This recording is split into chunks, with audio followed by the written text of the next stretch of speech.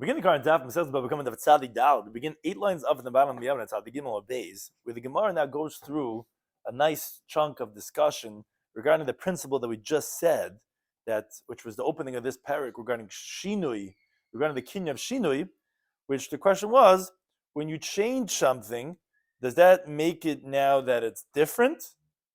And therefore, let's say by the case of our Mishnah, you'd be kaina, and the Gazan would only pay kishas exela, or do you say what's called shinui b'kayim? And no, it changed, it stays the same, and nothing changed, and therefore it would stay status quo. That's what the Gemara continues based on this teaching of Rabbi Shimon Yehuda that we just brought in the opinion of Rabbi Shimon, that if you diet, nothing happened, it's still going to be mitzvah for the ratios I gave. The shir goes by the Bechaz the entire the world. So we're discussing today's daf, like we said, the Shina Koin regarding changing something that makes it a kinyan of Gezela. 5 Tanaim who seem to disagree with our Mishnah and hold that Shina ain't a Koin because Shina B'Kayim, the change doesn't change the status, it stays as it is. Yechon holds that a Shina she'inach is the biyasei. If you change something and it cannot go back to its original state, is Koinim in their eyes. So it's a biblical kinyan. And Shina chayz the biyasei, if it's a change that could go back, it's Koinim Rabbanan, it's Koinim rabbinically only M'kom Mishum Dekan Sashavim, because they want to remedy, people want to do repent, and they want to do tshuva. So because of that, we say that, okay, we're not going to make him give it back simply because of the change, because if we make him give it back, he's going to say, hey, I'm not doing tshuva. The Gemara on Amud Beis discusses also regarding robbers and people that lend on interest. If they want to give back all the ill-gotten gains, the guy's been doing dirty loans for a long time, and then he wants to do tshuva, we don't take the money back because the guy's not going to end up doing tshuva because he's going to be millions and millions and millions of dollars that he's going to have to pay back. So we don't take it back from him. And the Gemara ultimately explains it's only it's only if the stolen goods are not around. If it's around, of course he's got to give it back. To begin the current Daf Tzadi Gimel Beis, 9 lines up at the bottom of the Amud, where we had mentioned in the Mishnah, if someone steals wood and he makes a keli, we said he pays kashas exela. And the reason why we said, why you only have to pay the amount of wood, why you have to pay for this wood was worth $10, this table is worth $75, and now he wants to return and do hashavas exela, he only has to pay $10, not the $75. Why? Because the shinoi that said he changed it into the table was a kinyan. Now, the Gemara brings that this halacha is not so simple, as the Gemara is going to introduce right now, that this is up for debate regarding what happens when you make a shinoi. As the Gemara says, I'm Abaya. Abaya says, Rabbi Shimon ben Yehuda, that's 1, Ubei Shammai 2, Lez ben Yaakov 3, Shimon Lazar 4, Rabbi Shmuel number 5, Kulis Rula, they all hold shinoi b'mkaimai oimed. When you change something, it stays the same. It does not remove itself from the domain of the original owner, even if a change happened to it. Now, Tosi points out, you can't say that all 5 Tanaim are literally saying the same thing, because one of the cases is by spinning and weaving, where Rabbi Shimon Yehuda agrees, as we quoted him before, that would be a shinoi and you would be kind. It's only by dying, because he says it's not really considered as a shinoi, and others we find even when you do all these things. So Tzai says it doesn't mean they said the same thing. It just means they're on the same theme, and you find this many times in Shas, this idea, but not that they literally hold the same actual idea. And so what are these 5 Tanaim? So Abaye goes through one by one to show that they all hold on some level Shinu B'Kayim Aymed. Shimon ben Yehuda Adamar, we quote him at the end of the previous daf, on a few lines up from this, that even if you dye the shearings of the wool, which is a shinoi, it's been B'Kayim, it's still going to to give to the Kayin the Reish case. That's Tana number 1. Tana number 2 is Beishamai Mahi. What's Beishamai? The Tana within the Brisa. Noslachid Besnana. Esnan is that if someone hires the services of a harlot, and then he wants to pay for the services, if he gives her, that's called an Esnan Zaina.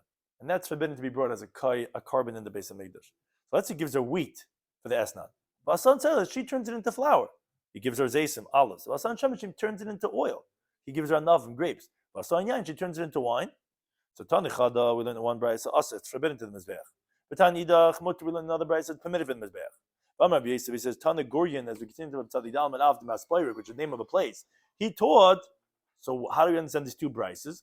Beishamai is the opinion that holds that it's going to be forbidden. The reason for that is because Beishamai holds shinoi bimkoimai oimed. Even though she changed the olive into oil, she changed the grapes into wine, which are these things that are sacrificed in Mizbeach, it still retains its issa of esnan zayna. But still, matir, but still says permitted.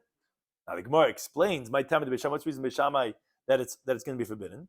Because Amakra, the pasuk says in the Devarim, gam shnehem. When it talks about the esnan zayna and the mechir kelev, which is that when you exchange for a dog, that both of them are forbidden, it says gam shnehem. What's gam? Also both. The word gam is the riba l'rabbi shnayim to include even when you change the item, it's still going to be forbidden. Still, he says no. Amakra, the pasuk says haim. Haim means them, with v'lo shnayim, not their change. Now it's really the word shnehem. It doesn't say haim, but shnehem is them. Now Beishamai, you're right. Hoksiv haim, it says them. He needs it haim to tell you them below the same. The derivative, the child, let's say, of that animal, that's not going to be forbidden. But it's not excluding the changing. Basil, he says, no, you can learn that both from that. Haim, them means relation name, not when you change them. And haim means below the same and not their derivatives. But then the Gemara says, Basil, namiksiv gam. What does he do with the riba of gam? Says the Gemara, gam Basil kashi, right? The word gam is a difficulty to Basil. What do you learn from that? He's not being marba anything for the Isra of Estan Zaina. Next Tana number 3. Blezman Yaakov Mahi, what's this that he holds Shina b'Koyim Oimid on some level? It's kind of like Linda Brisa. Blezman Yaakov Oimid, he says, Harisha Gosel Social Chidim. Someone steals a certain measurement of wheat, and he steals the wheat. Now Tachana, he grinds it. Lasha, he kneads it. Ba'afa, and he bakes it. Behifishman the challah. Now he separates challah, agres tzadik. Keitzim avarch. How could he make a bracha on the afrashas challah? Inzim avarch elamanayitz. That's not making a bracha. That's provoking God. You're not blessing God. You're provoking God. This is what it says the pasuk in Tehillim, B'itzeya, which means stealing. Beirech, he blesses. Niyetz Hashem is provoking Hashem. So we see that even though it's not the same wheat that he stole, went through all these processes, still the shinu b'mekayim is not considered as if it changed. Next Tana number 4. What's this that he holds also the same similar principle? The Tana like Linda Brisa. This is the rule of Shmuel Laza said. Kol shvach sheshbiach gazlan. Anytime a robber makes the stolen item better, yodeh alal yoina. He has the upper hand. Meaning, Ratz, if he wants to noitel shivcha, he could take the profits, the benefits that he made it. Ratz, if he wants to, he could tell the original owner, here, take your thing as it is. The Gemara doesn't understand how to read these words. It says the Gemara, my kamar. What is he talking about? Aren't you talking about that he made it better? The words harishal chalafanecha usually is a terminology you only talk about when something got worse from what it originally was. Where he says, yeah, even though it's weakened, yeah, this is yours. I'm giving it back as is. I'm not giving back as is. Why would a person say that? The terminology, he made it better. So what's harishal chalafanecha? The wording doesn't seem to be correct. So Rav Sheshes says, you're right. What you have to say he was saying was like this. Ishbicha, if he made it better, you're right, he could take the profits. It was used to be a worth $10 wood, now it's a $75 table. He gets to keep the extra $65. Hichish, these words are missing. If he made it worse, he can tell him, here, take it as it is, because the Shinim B'Kayim Ma'amed, whatever he did or changed to it, keeps the status quo. It's still your original thing, even though he made it worse. So Gemara says, wait a second. If you tell me that the status quo, the change doesn't make it removed from the original owner's domain, so then even made it better, it should also be B'Kayim Ma'amed. And that's what he's saying. He holds by Kichesh. So why by the Shvach does he get to keep it? But he said that's for different reasons. That's when they Takanas HaShavim. That's because we instituted for the one who wants to repent, he's not going to do tshuva. This guy spent 5 months making this beautiful jacket. Everyone says, gives him compliments. That wool, wow, that's really high quality linen that you got over there. He says, yeah. And now he wants to do tshuva. You're going to make him give it back. He's not going to. Therefore, that's when they said that the shvach he could keep. Next time, the Tana number 5, Rabbi Shmuel Mahi. What's this that he holds this theme? It's kind of like Lina Brisa. Mitzvah's peya, the mitzvah of which is the corner of the field, is the mitzvah is lahafresh min kama, is primarily that when it's the standing grain, you don't touch it, you leave over the corner, you rope it off, and like the pasuk says, leisachal pasat chaliktzar, you should not deplete the corner of your field to harvest, meaning when it's the standing grain, that's when you have to leave it over. Now, lahafresh min kama, let's say you didn't leave over the standing grain, you harvested everything. So mafresh min you separate quote unquote peya from the bundles. If you didn't separate from the bundles, you have to separate from the pile Achalei marchu. Until you didn't smooth out the pile. When you have a pile of grain, you smooth it out. Marchu, once you smoothed it out, then that's considered already the Gemar Malacha, which obligates already a Meiser. If you already smoothed it out, now you have to first do something else before you leave the payer. Ma'aser, first you have to take all the tithes, and then then you give to the poor person the payer, so that there's no loss for the ani of the Meiser ani. Because had you given it to him before the Meruach, before you smoothed it out, even though the pauper, he's combined for the leket and the sheikh and the payer, he has a lot, and he makes a pile, you're going to be potter for the meiser because it's hefka. But now that you smoothed it out by the homeowner, he's chayiv a meiser, as the Gemara says in Brachas, that memam abeis, that leket sheikh and payer, that you make a pile out of it, it became already obligated in meiser. Okay, but the main point is the next point. Rishon Bishmol Amru, which is we're trying to prove he's Tana number 5, the final Tana, that we see that a change will not do anything to someone. They'll keep it b'kayim omed. He says, "Af mafresh min isa." Says even if you separate from dough the payer, if you didn't give it yet, even then, b'nais you give it to the poor person. Whereas, as Rashi points out, Tanakh holds no, from dough it's already too late because that you already kind of with a shinoi. That's monies that have no claimants because up until now by threshing that didn't change anything. It's the same food item, the same kernel wheat it always was. Made into dough. Rabbi Shmuel, he's the one who holds Shinim B'Kayim Ha'emed. He says, yeah, you still have the Chiva Peya. So we have 5 Tanoim that says Abaya, Shinim B'Kayim Ha'emed. However, Amalei Rapapa Abaya, Rapapa said to Abaya, Ichvel Kolhani Tanoi. You have all these Tanoim repeating the same idea to gather Lashmin K'Beishamai, to say like Beishamai. Like Beishamai is one of the 5 that you told me he's the one who holds Shinim B'Kayim Ha'emed, not like Beisil. So why would all these Tanoim be saying like the wrong opinion, be on the wrong side of history of Beishamai when we hold like Beisil? Somebody says, no, Hachim, this is what I was saying. I'm saying that they don't disagree. As you see from all these opinions, that only Gurion held that there was Beishamai. But Abai is saying that no, that Beisil Beishamai don't disagree. As you see, all these opinions hold Shinoi b'Mekayimai Oimet. The problem, however, is that Amar Ravi says he can refute every one of these Tanoim that necessarily they hold Shinim B'Kayim Ha'emed. He says, Mimai, how do you know that this is what they hold? And he goes through one by one to show me he's wrong. Let's go to the first one. Over there, you told me that he holds Shinim B'Kayim Ha'emed because by Rashis, I guess, you said that when you dye it, even though there's a Shinoi, it's not going to do anything. It's still going to combine for Resh, I guess. Maybe that's El B'Tzava. That's only by dye, that's fine because that you can remove through soap, through detergent. But maybe if it wasn't, that Shishinu would not be Mekayim Ha'emed. That's number 1. Number 2, where do we find Beishamai over there? That by Esnan Zaina, where even though you change the olives, let's say, into the oil, that the Shinui is still Mekayim Ha'emed. That's Elikvaya. That's because that's for Hashem, from the Imis, because it's disgusted. But maybe in general, where you have no halach of ma'os, of mius, that the Shinui would not be Mekayim Ha'emed. Move on to number 3. Where do we find over there when you steal amount of wheat and you grind it and you knead it and you bake it and you separate challah? That's going to be a problem.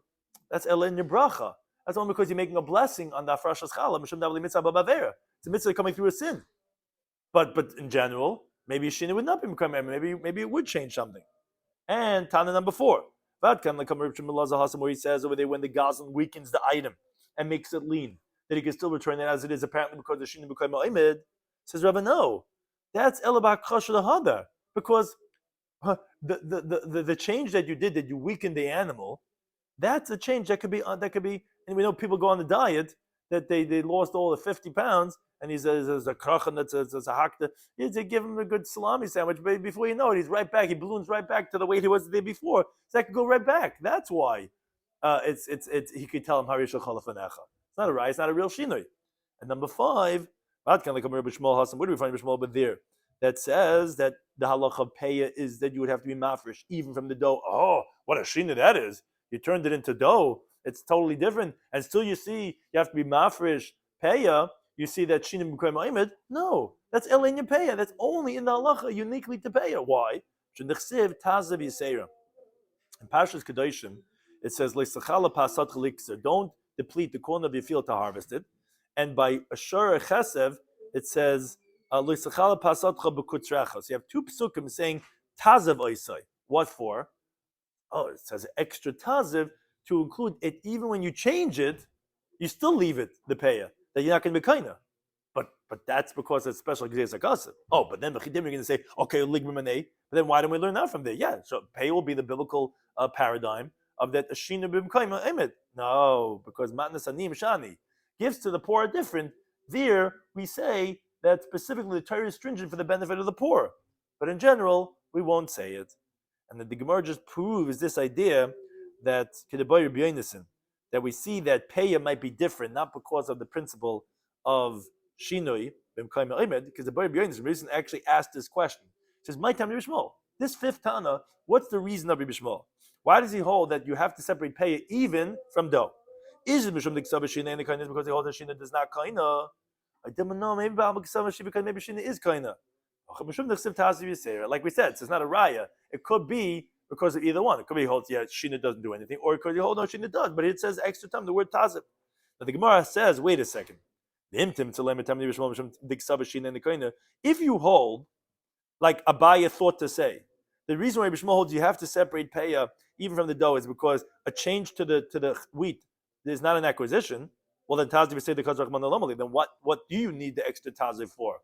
But I thought in general it's also not going to be kind of with the shinoi. So why do you need an extra pasuk for? And assume moreover, even if you hold Reb Shimon is because of taziv, the Rabbanan, according to Rabbanan who disagree with him, taziv say the kazach manalamali. What do they do with taziv? Right, Rabbanan clearly holds the shina is going to be kinda, and they're not darshaning the extra taziv because they hold that you don't have to separate the payah from the dough. So what do they do? Either way, you're going to have to know what do they do with the extra taziv. So the Gemara, my boy, like they need it for a different teaching. They learned in the following brisa: a mafkir karmai. If someone declares his vineyard ownerless, now the hishkim lebiker, then he gets up early in the morning before the poor come to harvest, that they would be zaycha with the hefker if they would come first, and he goes ubetzara and he harvests it.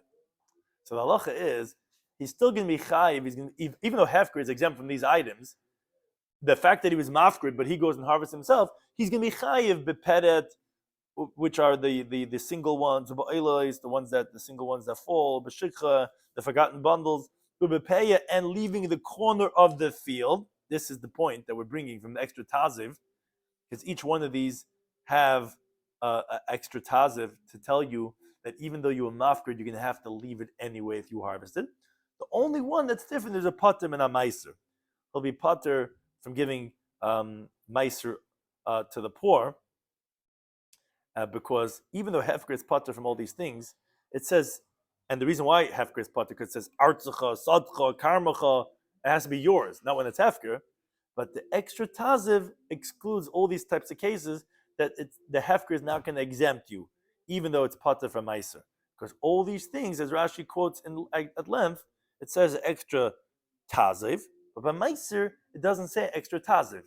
So okay, you're mafker, so you're pater from meiser, but all the other things says extra taziv. So yeah, even though you're mafker, if you're going to harvest it, you're saying michayev, and that's what the extra taziv teaches by payah, like it teaches v'peret and oilis and shikha. So therefore, essentially, Rava refuted Abaye's principle that all these five Tanaim are saying the principle of Shinoi b'mkayim aymin. Now the Gemara concludes, Rabbi Yehuda Mishmuel says, Allah is like Rabbi Shimon Elazar, who we quote him as Tana number 4, that when someone steals something and he weakens the animal, he can give it back as it is. He could say, Harish L'cha L'fanecha. That's what Shmuel paskin. Says Gemara, really? Did Shmuel really paskin the rule like Rabbi Shimon Elazar? For Shmuel says in the first parak, on the Viet Aleph, Amad Aleph, regarding the halacha, what's called Bailam Etap Nevel. If you recall earlier on this Masechta, that the owner has to be busy with the dead animal that was injured by someone else's mazik. Shmuel said, but wait, let me tell you, ain't shaman, you don't do this evaluation to assess how much is the carcass worth and how much you have to compensate now the remaining amount. You don't do that loy leganav, loy legazan, not for a robber or for a thief, only for damages. Meaning by damages, you assess the dead animal and that the victim has to take that. Then the mazik supplements whatever until it completes the amount of how much the damage was. But if a ganav or a gazan takes an animal and it dies or gets weakened, you don't assess the carcass. Rather, that belongs to the ganav, to the gazlan, and they pay back a regular animal. Wait a second. Obviously, the shinui, the change that he did to it, is kaina. And that's why we say that the Gan Gazlan, they keep the animal, not the victim. So the question is, Bishlem al Rava Dama, we understand according to Rava that he says, which is this Machlekes Abai and Rava that we brought previously in the Sugya, which we brought on the previous Amid. Ki kam Reb Shimon Lazar Hasam, when did Reb Shimon Lazar say over there that Shinui is not going to be kaina? Is back chasha dahada. If you recall from the previous Amid, when we explained the halacha of the Mishnah, we were trying to figure out the contradiction with the Mishnah and the Brisa, and we had Reb Shimon Lazar over there. So Rava had explained that when do we say Shina is not going to be kaina? Is because when you weaken something, it could come back. Okay, so then loikasha, then Shmuel's not a difficulty because Kikama, when did Shmuel say halacha Reb Shimon ben Elazar, this halacha of weakening the animal, that you didn't do anything, you could give it back as it is, you weren't kained, is because the Shinim because we say that the change remains as is, the hadar. That's specifically by a weakening which could go right back. So you didn't really do a full-fledged Shinui. But when the Shmuel say this other teaching we just quoted before, that says Ein Shaman Legan Magazin, that you don't assess the animal not for Gan Magazin because that doesn't belong to the victim anymore. That belongs to the Gan Magazin because the Shina that he did to it is kaina. That was meaning versus El Nazak in contrast to, let's say, damages. That's by Kasha Deloy Hadar. That's by a weakening that will never come back, like the case of that we explained. Let's say when the animal dies, or it breaks its leg, where it's not coming back. Oh, that's a real shinoi. Oh, says Shmuel, that's going to belong to the Gaza. That only works according to Rava. Elabai, according to Abai, Damadir says Kikom Reb Shimon Lazar. When Reb Shimon Lazar says halacha, that it's going to you could give it back as it is, even by Kosh Lahadar Kama, even by a weakening. Let's say it broke its leg. Even there, he said that the Gazan could give it back as it is because Shin is never kaina. Michael, what are you going to say? How are we going to resolve this contradiction in the opinion of Shmuel? Says the Gemara, Abai actually taught differently. He says, Amr Yehuda, Amr Shmuel, and it's very important the wording over here as it gets into Tamid Beis. Amru, they said. In other words, Shmuel said there are those who say Halacha Reb Shimon ben Elazar. But V'leilas, really, he himself doesn't hold like Reb Shimon ben Elazar because that would sound like Shinim B'Kayim Aymed. He holds, no, Shmuel says, ain't Shaman Leganam Legazan. That means Shina is Kaina. And he can't pass him then like Reb Shimon ben Elazar holds Shina is not Kaina. He was just saying there are those who say that, but he himself does not hold like that. Now, continuing on this theme of this halacha, so Rabbi Yechon, it says, Dvad Torah, based on biblical law, the halacha is that Gezela Hanishtanis, regarding if you have something of a stone that changed its form, you give it back as it is, even though you made it better, because Shinui is not kaina. Shnemak says the pasuk in Yikra. Says the way he translates the pasuk, you give back the stolen item that was stolen, whatever the situation is. If you're going to say, what are you talking about? Mishnah saying, no, our Mishnah said that you don't pay back the kalim, you give back the value of the wood. Obviously, you are kaina with a shinui. Says Rabbi Yechanan, that's B'Shem Tekanas Hashavim. That's only rabbinic because to make it easier for Gazan to do tshuva, if you're going to make him that he took all this wood and he built a mansion, and you tell him, hey, you got to give it back. He's not going to do tshuva. So to allow the convenience of tshuva, the Rabbanan said you only have to give back how much it was worth. B'shas the Gezela. Says Gemara, did Rabbi Yechon really say this? But Rabbi Yechon we know holds like anonymous Mishnah, but now we learn the Mishnah that says the hispik litnoi loy achad tzavai. That was the Mishnah Chulin that we quoted previously, if you recall, that if let's say he didn't get a chance to give the wool to the kohen until he dyed it, Potter, you're exempt totally. Now here there's no takan sashavim with the kohen, and even so, we say you're kohen with shinui, but that's a stam Mishnah. A stam Mishnah saying you are kohen, and it's not rabbinically. So how could Rabbi Yechon say that biblically shin is not kohen? So one of the rabbis he responded. Rabbi Yaakov, his name was Rabbi Yaakov. He says, and says, to me it was explained from Rabbi Yechanan that the Mishnah, Rabbi Yechanan explains, is the way Abai had explained on the previous daf. You stole planed wood and you made vessels out of it. Oh, that's a change that could go back to how it originally was. That's what Rabbi Yochanan says that the reason our mission is because it's Kansar Shavim. Because such a shinui is not a shinui. But if you made a full-fledged shinui, then you're right. Then you would be kind of, as we said in the Mishnah in Masechta Chulin, that if you dyed it and you made a full-fledged shinui, which the Tosfos explains this like the flip of Reb Shimon, because it's a gezunta, it's a strong shinui. Therefore, that's why you're going to be potter, and therefore it's not a contradiction that when Rabbi Yochanan says that Chazeres Beineha is a weak shinui, like a Chazer B'Yasa, like he explains for the halacha by Mishnah, that's only because it's a Kansar Shavim that you don't have to give it back. But if it's a full-fledged shinui, he agrees that if it's not Chazer B'Yasa, that it would be a shinui kain. Now, related on this theme about doing tshuva, when you did something to benefit from stolen goods, so someone learn the brisa, hagazlanin, robbers, umalvi beribis, or people who lend on interest, shechzirui, if they give back the stolen amounts, we don't take it from them. But whoever takes it from them, the spirit of the sages is not pleased from such a person. Meaning, there's no spirit of wisdom and piety inside that person if you're taking back the stolen goods. He qualifies, says, but maybe Rebbe Nishna's Mishnah. It was in the days of Rebbe that this Mishnah was taught. And Tosfos explains that it's specifically because we actually don't keep to these standards of not collecting. But the time like Linda Brisa, there was a story with an individual who wanted to do tshuva. So Amalei Ishta, you have to be careful from these types of wives. His wife said to him, Reika, empty one. If you repent, even your belt is not yours. You have nothing. You stole everything. So he refrained and he didn't do tshuva because what is he going to do? Is he going to do tshuva now? He's going to be out in the streets. He's going to be getting Temple Shabbos boxes and he's going to be waiting in line for wick and this and that. He wouldn't be able to do it. So Sha'amri, it was at that moment that they said, robbers and people who lend the interest that return the funds, we don't take it from them. Because if we do, they're never going to do tshuva. And if you accept from them, the spirit of the sages, the spirit of wisdom is not inside such a person. However, the Gemara asks on this teaching. The Gemara asks from the following brisa. So let's say a father passed away, and the sons are going through, and they see that the father had lent on interest, not in a permitted way. He would charge people interest. Now, even though they know that this inheritance they're getting from the father is interest, they don't have to return it to those parties that were the borrowers, because the pasuk says they have to return the stolen item that was stolen. They didn't steal anything, and they acquired it with a shina rishus, with a change of domain. And this Tana holds that the domain of an inheritor is like the domain of a buyer, which changed possession from the father to them. Therefore, that's not their responsibility. They don't have to return those ill-gotten gains.